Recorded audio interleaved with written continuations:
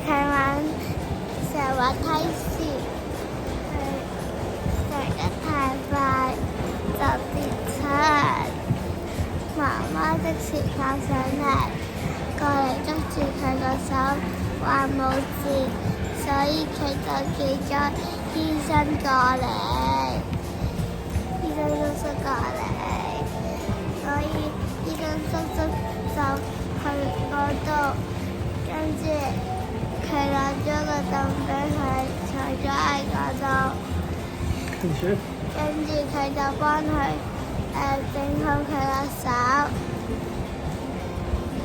跟住佢就去到醫院，去咗看 X 光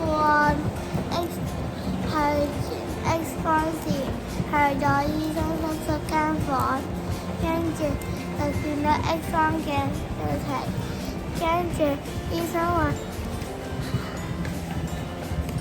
哇，乜嘢？係啊，爛咗啊！跟住媽媽話幾時好返？醫生叔叔話應該幾日就 OK 㗎啦。跟住小玲就覺得都 OK。